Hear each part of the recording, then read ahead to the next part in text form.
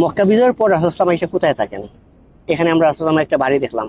মক্কা বিজয়ের পর রাসূল সাল্লাল্লাহু পুরো সৈন্য সামন্ত সবাইকে নিয়ে মক্কায় আসেন। তো রাসূল সাল্লাল্লাহু মক্কা বিজয়ের পর রাসূল সাল্লাল্লাহু আলাইহি ওয়াসাল্লাম থাকেন কোথায়? ওনার ঘর ছিল কোথায়? আমরা যদি রাসূল সাল্লাল্লাহু সিরাত পড়ি তাহলে কি দেখি যে রাসূল সাল্লাল্লাহু নবুয়ত লাভের আগ পর্যন্ত 40 বছর উনি মক্কায় ছিলেন, ওনার বাড়িতে, ওনার বাবার বাড়িতে। তারপর ওনার চাচার ফ্যামিলিতেও থাকেন উনি। তারপর হলো গিয়ে বাকি 13 বছরও কিন্তু ওনার একটা বাড়ি ছিল। সো রাসূল ইসলামের যদি 53 বছর বয়স পর্যন্ত দেখি, উনি যে মক্কায় থাকেন, ওনার জন্ম মক্কায়, ওনার একটা বাড়ি ছিল। তারপর তো উনি হিজরত করে মদিনায় চলে যান। যখন উনি মক্কা থেকে মদিনায় চলে যান, তখন মক্কার যে বাড়িটা, ওইটা কি হলো?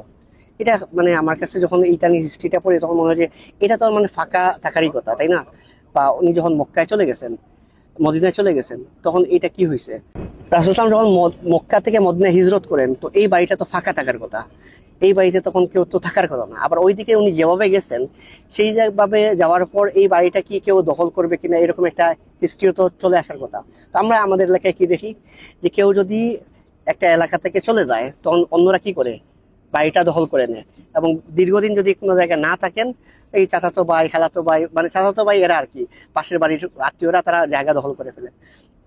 রাসূল ইসলাম যে মক্কা থেকে হিজরত করে মদিনায় যান, যাওয়ার পর ওনার যে বাড়িটা ছিল, এতদিন যিনি যেখানে থাকতেন, ওই বাড়িটা আসলে দখল হয়ে যায়। এবং ওই বাড়িটা দখল করে রাসূল ইসলামের আপন চাচাতো ভাই, আবুল আহাব তো ছিল ওনার চাচা, তো আপন চাচাতো ভাই আবুল আহাবের ছেলে মুআত্তাব ইবনে আবুল আহাব, মুআত্তাব, সে রাসূল ইসলামের বাড়িটা দখল করে এবং ওই বাড়িটাতে সে থাকতো। রাসূল ইসলাম ছিলেন মদিনায়, ওনার মক্কার বাড়িটা উনি বুক করতেছে ওনার চাচাতো ভাই। তো আমরা আমাদের সমাজে দেখি না যে মানে জায়গা জমি নিয়ে যে ঝামেলা থাকে, এটা কার সাথে থাকে? ভাইয়ের সাথে, চাচাতো ভাই, সবার সাথে। তো রাসূল ইসলামের জায়গা জমি নিয়ে বলবো না ঝামেলা ছিল, বাট জায়গাটা যেটা এটা দখল করা হয়, এটা মাত্তাব করে। রাসূল ইসলাম যখন মদিনা থেকে মক্কায় হিজরত করেন, তখন তো ওনার কাছে পাওয়ারটা কিরকম ছিল চিন্তা করো। যে ওই জায়গা থেকে উনি চাইলে কি করতে পারতেন? ওনার সবাই যাই বলতেন, যদি জাস্ট একটা নির্দেশ দিলেন যে ওনার এটা তো ওনার বাড়ি, উনি যদি নির্দেশ দিলেন আমার বাড়ি থেকে তোমরা চলে যাও, এটা যাওয়া তো কোনো ব্যাপার না, এবং লিগালি উনি এটা পারেন। সো উনি ওনার চাচাতো ভাই যে মুআত্তাব ইবনে আবুল আহাব, তাদেরকে ডাকাই আনলেন। তারা তখন ইসলাম গ্রহণ করে নাই। ডাকায় আনার পর ওনাদেরকে সাথে কথা বলেন, আপন চাচাতো ভাই। রাসূলুল্লাহ ওনার নিজের বাড়িটার ব্যাপার নিয়ে কথা না বলে বলছেন যে তাদের ইসলাম গ্রহণের ব্যাপারে তাদেরকে দাওয়াত দিছেন। তখন তো তাদের আসলে করার কিছু নাই, মক্কা অলরেডি বিজয় হয়ে গেছে, এবং তারা আসলে না চাইলেও ইসলাম গ্রহণ মানে করতে হয়। রাসূল এমনভাবে তাদেরকে অ্যাপ্রোচ করেন যে তারা আসলে খুব আন্তরিকতার সাথে ইসলামটা গ্রহণ করে ফেলে, সুবহানাল্লাহ। এবং ইসলাম গ্রহণ করার পর এখন এখন দেখো এই জায়গা থেকে রাসূল চাইলে কত কিছু করতে পারেন। ওনার বাড়ি, উনি চাইলে বাড়িটা নিতে পারতেন, উনি বাড়িটা না নিয়ে উনি বলছেন যে তাদেরকে ওনার বাড়িটা, রাসূল যেই বাড়িতে থাকতেন, ওই বাড়িটা ওনার চাচাতো ভাই তাদেরকে গিফট দিয়ে দিয়েছেন। যে রাসূল বাড়িটা দখল করে এইখান থেকে তাদের কারণে রাসূল মদিনা হিজরত করতে হলো, তাদেরকে রাসূল তার বাড়িটা কি করলেন, শেষ পর্যন্ত গিফট করলেন। তো এখানে আরেকটা কাহিনীও আছে, সেটা হলো যখন রাসূলুল্লাহ মক্কায় হিজরত করেন, মানে মক্কা বিজয় করেন, তখন আলী রাদিয়াল্লাহু জিজ্ঞেস করলেন, ইয়া রাসূলুল্লাহ আপনি থাকবেন কোথায়?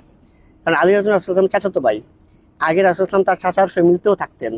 ওনার দাদা ইন্তেকালের পর চাচার কাছেই তো লালন পালন ওনার হয়। আলী রাদিয়াল্লাহু যখন বললেন যে আমার বাসায় চলো, তখন রাসূলুল্লাহ বললেন তোমার যে ভাই, সে ভাই তো জায়গা বিক্রি করে দিছি। অর্থাৎ রাসূল ইসলামের চাচা আবু তালিব, ওনার 4 ছেলে ছিল। 4 ছেলের মধ্যে প্রথম 2 ছেলে ওনারা মানে যে আবু তালিব, যে যে নাম আবু তালিবের নাম হয়, তো তালিব যে তিনি তো ইসলাম গ্রহণ করেন নাই, আগে ইন্তেকাল করেন। বাকি যে 3 ছেলে, 3 ছেলের মধ্যে দ্বিতীয় যে ছেলে, সেই দ্বিতীয় ছেলে ওনার বাড়িটা, সব বাড়ি বিক্রি করে দিয়েছে। উনি ঋণগ্রস্ত ছিলেন বা অভাব ছিল, বিক্রি করে। অর্থাৎ রাসূল ইসলামের মক্কা বিজয়ের পরও ঈশা থাকার জায়গা, প্রথমত ওনার নিজের যে বাসা সেটা নাই। সেকেন্ড হলো গিয়ে ওনার যে চাচার বাসায় থাকতেন, সেই চাচাতো ভাই, সেটা উনি বিক্রি করে দিয়েছেন। তার মানে লিটারালি রাসূল মক্কা বিজেতা হওয়ার সত্ত্বেও রাসূল থাকার আসলে কোনো জায়গা ছিল না। কিন্তু উনি চাইলে ওনার আগের বাসাটাও নিতে পারতেন। আগের যেটা হলো চাচাতো ভাই বিক্রি করে ফেলছে, সেটাও চাইলে বলতে পারেন ঠিক আছে আমি টাকা পয়সা দিয়ে দিব, বা এটা দখল করতে পারতেন। যে দখলের মাইন্ডসেটটা ওই যদি থাকতো, এটা নিজেরটাও উনি দখল নেন নাই, রিক্লেম করেন নাই। আরেকটা চাইলে দখল করতে পারতেন, সেটাও করেন নাই। না করে উনি অন্য জায়গায় একটা তাঁবু করেন, সেইখানে থাকেন। যে মক্কা বিজয়ের পর রাসূল প্রায় 19 দিন মক্কায় থাকেন। তো এই 19 দিন রাসূল কোনো বাড়ি ছিল না, উনি একটা তাঁবুতেই থাকেন। এই যে এখান থেকে রাসূল যে সিম্পলিসিটির ঘটনাটা আমরা এমন চমৎকার ভাবে পাই। রাসূল চাইলে কত কিছু করতে পারতেন, না কইরা উনি সিম্পল লাইফটাই লিড করেন, সিম্পলিসিটিটা বেছে নেন এবং ন্যায় ইনসাফ যেটা এটা পরিপূর্ণভাবে রাসূলুল্লাহ ওনার ব্যক্তিগত জীবনে যেভাবে স্টাবলিশ করেন। এইখান থেকে আমরা একটা মুসলিম কেমনে কারো বাড়ি দখল করতে পারে, রাসূলুল্লাহের এই শিক্ষাটা যদি কারোর মধ্যে থাকে, তার মধ্যে বাড়ি দখলের কাজ, জমি দখলের চিন্তাই তো আসতে পারে না। আসলে নিজের বাড়িটা স্যাক্রিফাইস করে দিয়েছেন, ক্ষমতা পাওয়ার সত্ত্বেও আরেক সুযোগ ছিল তো তার যে কোনো বাড়িতে থাকার, সেটা থাকেন নাই। উনি ওনার ওপেন একটা স্পেসে তাঁবু গাড়েন, তাঁবু গেড়ে 19 দিন সেখানে থাকেন। মক্কা বিজয়ের পর যে 19 দিন উনি মক্কায় ছিলেন। তো এটা আসলে আমাদের মুসলিম হিসেবে আসলে রাসূলুল্লাহ সিরাতটা যখন আমরা এভাবে পড়বো, তখন আমরা এখান থেকে শিক্ষা নেব যে আমরা যে এই শিক্ষাটা যে নিবে সে তো কোনো জমি দখল করতে পারবে না, জায়গা দখল করতে পারবে না, ফ্ল্যাট দখল করতে পারবে না। তো এটাই ছিল রাসূলুল্লাহের মক্কা রিলেটেড একটা ইন্টারেস্টিং স্টোরি।